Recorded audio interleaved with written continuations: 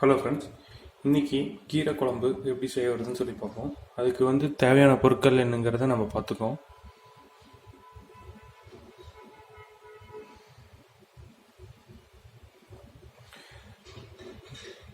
இது கீரை நல்லா கழுவிக்குங்க.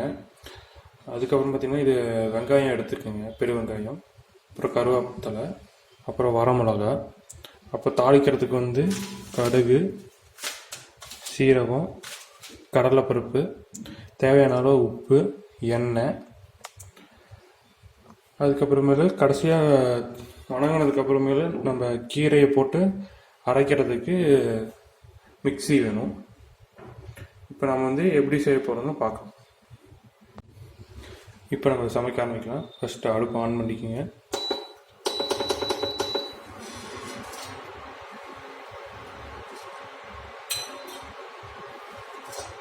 பாத்திரத்தில் தண்ணி இருந்தால் இது பண்ணிக்கலாம். பாத்திரம் சூடானதுக்கு அப்புறமேலு எண்ணெய் ஆட் பண்ணிக்கோங்க.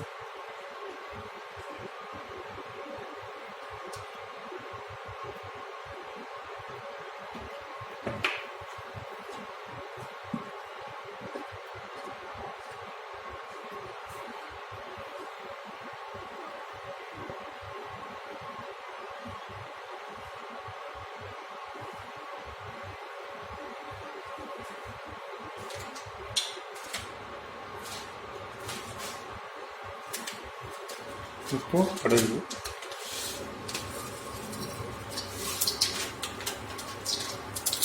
சீரகம் கொஞ்சம் அதிகமாக ஆட் பண்ணிக்கோங்க. கீரை குழம்புக்கு அது நல்லாயிருக்கும் சீரகம்.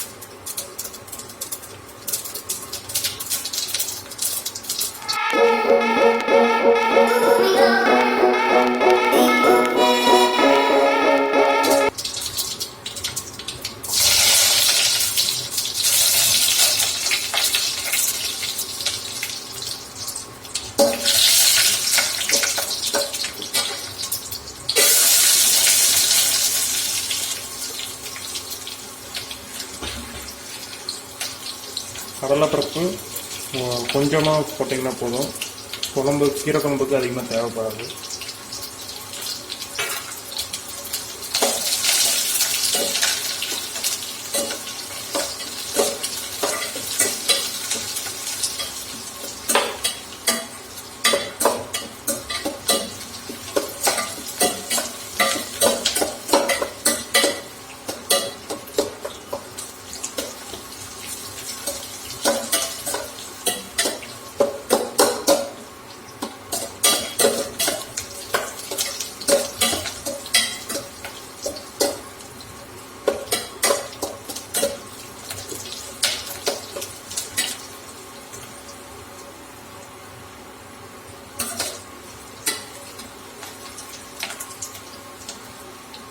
இப்போ கழுவி வச்ச கீரை,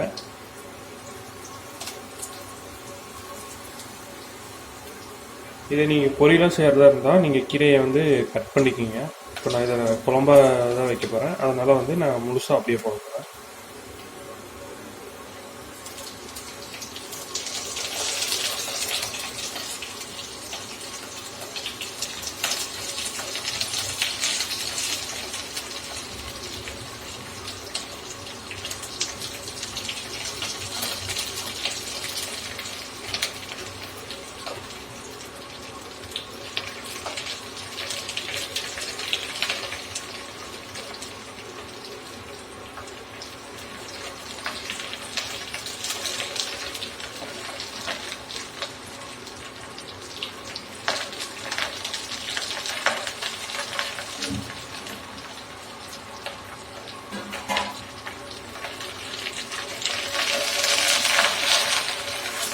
இப்போ அதையும் இது பண்ணிடுங்க.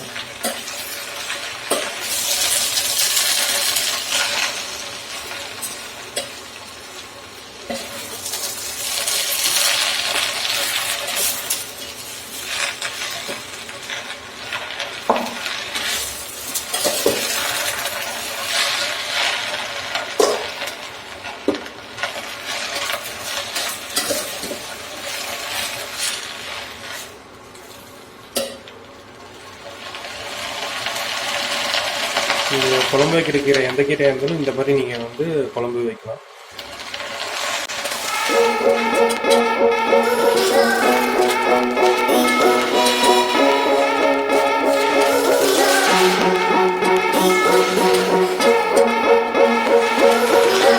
உங்களுக்கு இதை கொஞ்சமாக வந்து நீங்கள் தண்ணி ஆட் பண்ணிக்கோங்க. அப்போ தான் கொஞ்சம் கீரை வந்து சீக்கிரம் வணங்கும்.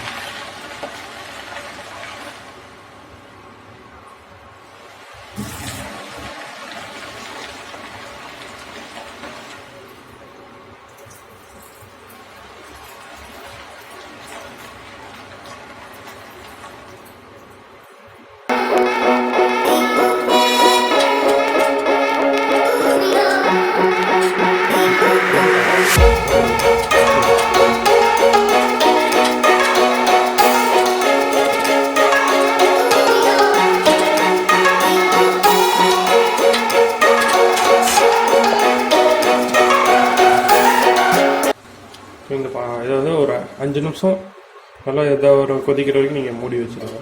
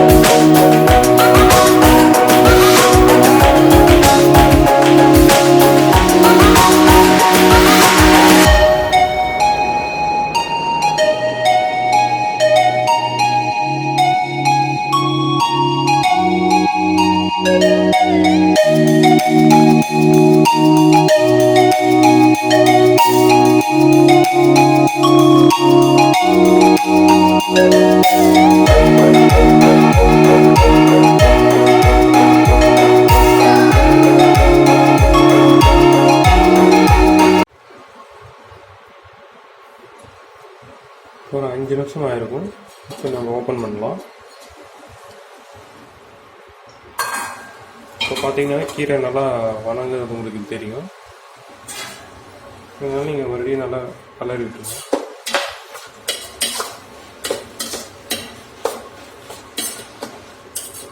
உங்களுக்கு கீரை குழம்பு ரொம்ப கெட்டியாக வேணும்னா தண்ணி கொஞ்சம் கம்மியாக ஊற்றிக்கிங்க. இல்லை ஓரளவுக்கு எனக்கு தண்ணியாகவே வேணும் அப்படிங்கும்போது நீங்கள் தண்ணி ஆட் பண்ணிக்கலாம்.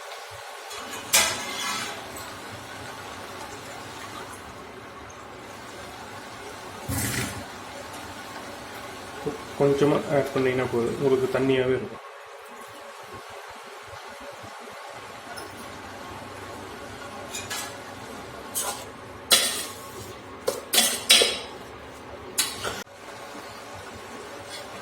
இப்போ நல்லா வணங்கிருச்சு.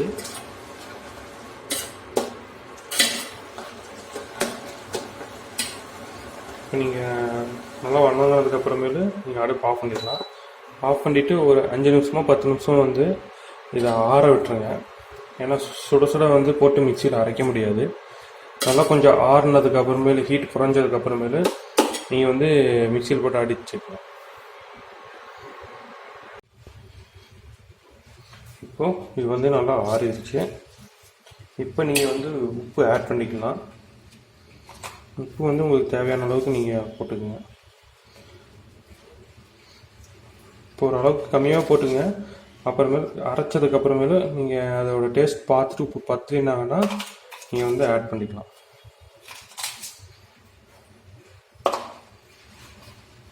உப்பு போட்டுட்டு நல்லா கலர்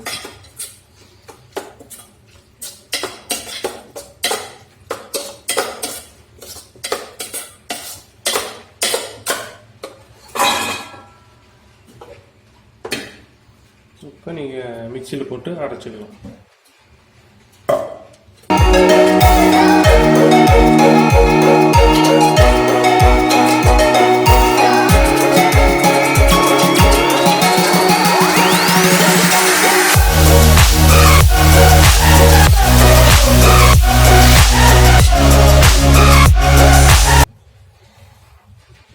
மொத்தமாக நம்ம மிக்சியில் போட்டு அரைச்சி எடுத்தாச்சு.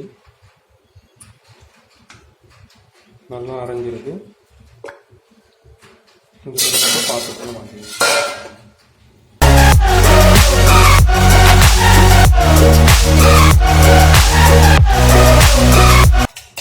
இது பார்த்தீங்கன்னா உங்களுக்கு சட்னி மாதிரி கொஞ்சம் கெட்டியாக வந்திருக்கு. நீங்கள் வேணால் தண்ணி ஊற்றி கொஞ்சம் நீங்கள் இது பண்ணிங்கன்னா உங்களுக்கு குழம்பு மாதிரி ஆகும்.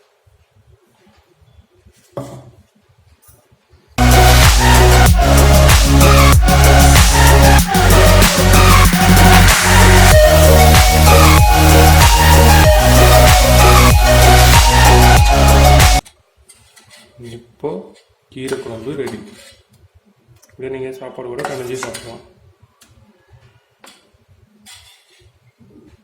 எந்த வேலை பண்ணாலும் கலக்கலா பண்ணி வைக்கணும். அப்பதான் நாம செய்யற சமையல் மனம் குணம் எல்லாம் நிறைந்து வாசனைக்கு மூக்கு வாயிலெல்லாம் ஜொல்லு ஊத்தணும்.